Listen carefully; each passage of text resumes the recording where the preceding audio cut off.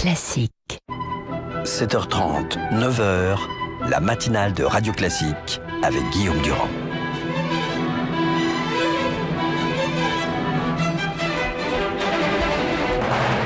L'invité politique sur Radio Classique. C'est la matinale des régionales pour l'Île-de-France avec Valérie Pécresse qui est notre invitée ce matin. Évidemment, un climat politique aussi national. Beaucoup de questions. Bonjour. Bonjour. Et bienvenue. Est-ce que vous considérez que pour votre élection, comme pour la présidentielle, la bombe de l'immigration sur ces flots de migrants qui bougent dans le monde va être au centre des préoccupations politiques? Et peut-être est-ce que c'est au centre des questions qui vous sont posées? Bien entendu, c'est une question qui inquiète énormément les Français parce que Michel Rocard avait tout résumé en une phrase.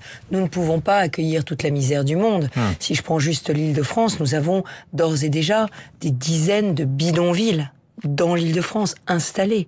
On a parlé du campement de la Chapelle que j'ai été voir et dont j'avais demandé le démantèlement, mais on l'a vu parce qu'il était dans Paris.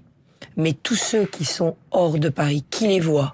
Donc le sujet... Quand Anne Hidalgo réclame justement la possibilité de réinstaller à Paris, disons, un campement mieux organisé dans la région, vous lui répondriez quoi ce matin? Le sujet, c'est que fait-on pour le retour? Quel est le plan de retour de tous ces migrants en situation irrégulière dans leur pays? Qu'ils soient déboutés du droit d'asile, qu'ils soient en situation clandestine, qu'ils soient, soi-disant, en transit en France pour aller vers d'autres destinations. L'Angleterre en général. Nous devons accélérer le processus de retour. Et dans le plan Cazeneuve qui a été présenté hier, il n'y a rien sur cette question du retour. Et par ailleurs, nous devons mobiliser l'Europe sur une politique de blocage des arrivées. Et je le dis... Vous savez, Valérie Pécresse, que ça ne marche pas pour l'instant parce que personne n'est d'accord. Mais il faut mettre d'accord l'Europe. Il faut une volonté. Il faut une volonté politique. Je veux dire, quand Nicolas Sarkozy était président de la République, il allait au Conseil européen et tapait du poing sur la table. Où est le leadership européen de la France? Nous devons organiser un blocus maritime pour empêcher les bateaux de quitter les côtes libyennes. Et actuellement, quand Matteo Renzi commence à s'énerver en considérant que personne ne l'aide finalement, puisque les migrants arrivent chez lui et après ils sont bloqués aux frontières. Oui, mais c'est un peu aussi aide-toi et le ciel t'aidera. Matteo Renzi doit soutenir cette position d'un blocus maritime en Méditerranée. On doit empêcher les passeurs de passer. C'est tout un modèle économique qui doit être combattu. Nous devons absolument nous mettre en ordre de marche. On organise des blocus contre la Russie quand elle envahit l'Ukraine. Quand elle attaque l'Ukraine, on doit pouvoir aujourd'hui organiser un blocus contre les passeurs de migrants en Méditerranée. Une motion de censure, donc aujourd'hui, de l'opposition contre la loi Macron et ce qui a été décidé, c'est-à-dire le 49.3. Je ne vais pas revenir dans le détail de la loi, mais sur le plan politique, au fond, le discours qui est tenu par Emmanuel Macron à la télévision et par Manuel Valls, c'est nous les réformateurs, on ira jusqu'au bout, et finalement la droite n'a rien fait. C'est un peu ça qu'ils disent, ils nous critiquent.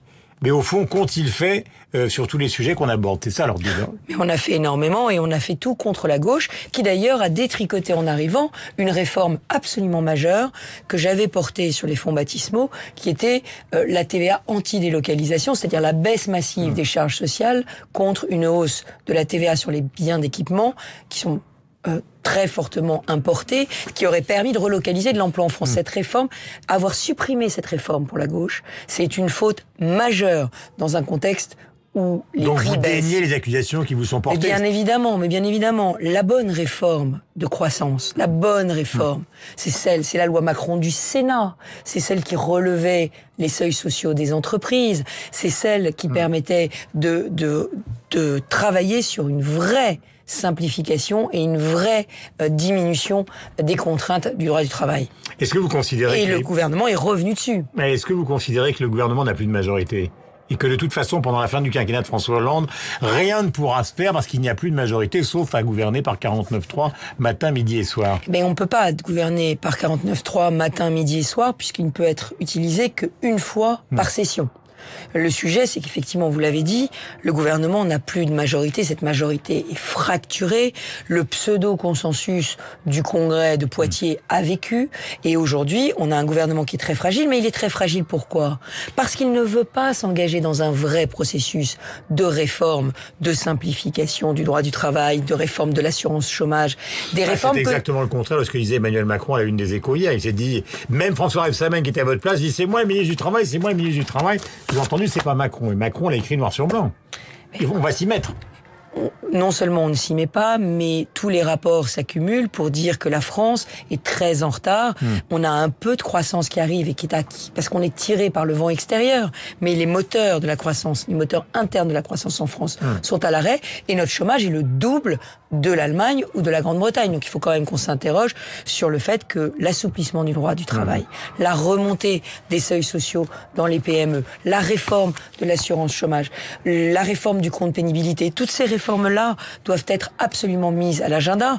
Et la semaine prochaine arrive la loi sur les compétences des collectivités locales. Là aussi, quel formidable loupé de la part du gouvernement qui nous avait annoncé la suppression d'un échelon administratif et qui va nous en rajouter un, notamment en Ile-de-France avec la métropole. Les élections régionales sont évidemment un test très important pour la droite.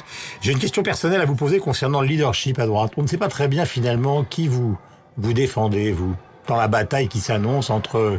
Alors on vous a vu proche de François Fillon, vous venez de citer Nicolas Sarkozy, dont vous avez été donc la ministre. Mais au fond, de quel côté penche votre cœur dans cette affaire qui va être cruciale? Aujourd'hui, excusez-moi, 2015 c'est 2015, 2016 c'est 2016.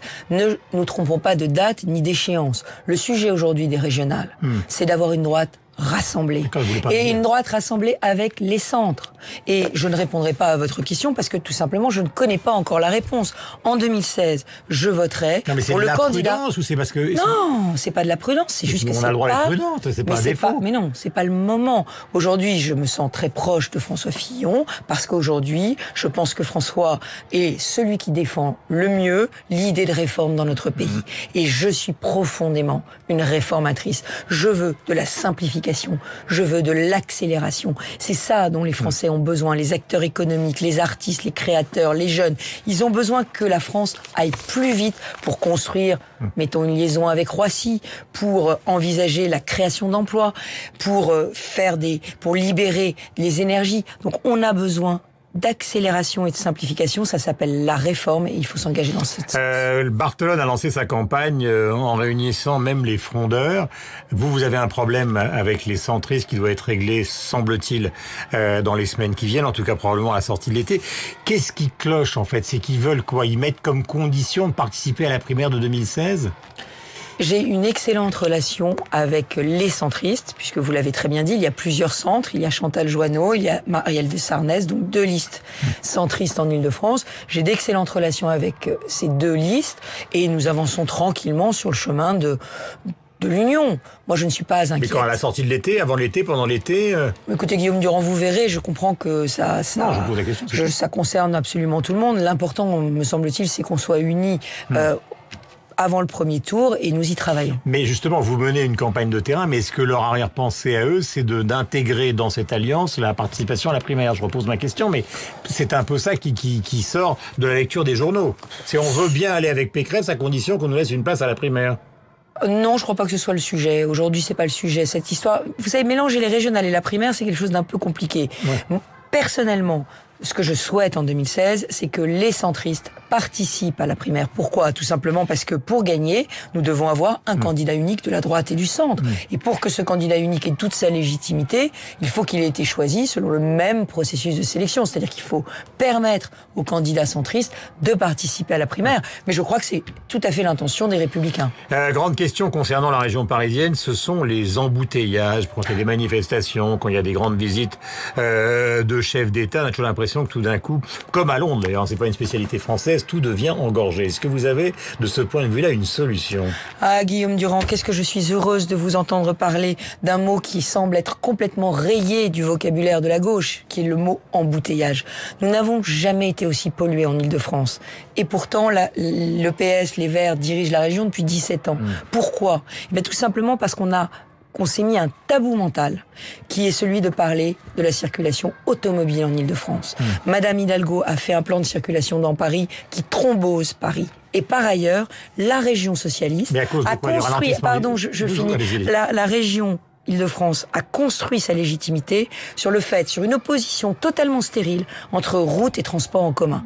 Une opposition stérile parce qu'aujourd'hui, les bons transports en commun, ils doivent rouler sur un chemin qui s'appelle la route. Et les transports en commun pas chers c'est M. Macron qui le dit, c'est les bus. Et les bus, aujourd'hui, on doit leur donner des voies dédiées, de même que les taxis ou les VTC. Donc le sujet aujourd'hui, il est simple. Nous devons refaire des investissements routiers en Ile-de-France. Nous avons le plus grand bouchon d'Europe, celui de la 4, la 86. Nous avons un département, le Val d'Oise, qui est même pas relié au périphérique. La 15 arrive sur Gennevilliers. Donc le sujet, c'est qu'on a créé des goulets d'étranglement. Et la solution de la maire de Paris, c'est de nous dire interdisons les voitures dans Paris. Mais de qui on se moque? Si on pouvait arriver jusqu'à Paris... Par exemple, dans le centre de Paris, quand il est question de ramener, de descendre les vitesses à 20 km/h... Elles sont déjà descendues. Est-ce que quelqu'un a déjà essayé de traverser Paris pendant la journée? Quelqu'un a déjà essayé de se rendre gare de l'Est, gare du Nord, comme tout le monde? Ça avance quand même, on n'est pas... Ça avance. Écoutez, moi j'ai pris la rue de Rivoli. Il n'y avait pas de chef d'État étranger. Il n'y avait pas de chef d'État étranger. J'ai pris la rue de Rivoli. Je me suis dit, oh là là, c'est fini maintenant. Alors évidemment, on nous dit, c'est fait exprès, c'est pour dissuader les Franciliens de prendre leur voiture. Les Verts l'ont dit carrément d'ailleurs. Mais oui, mais attendez, ça... Il n'y a rien de plus égoïste. Il y a 75% de l'Île-de-France qui est rurale. Moi, je suis élu d'une ville, Vélizy-Villacoublay, où il y avait 35 000 salariés qui arrivaient tous les jours et pendant 40 ans, on n'a pas eu de transport en commun.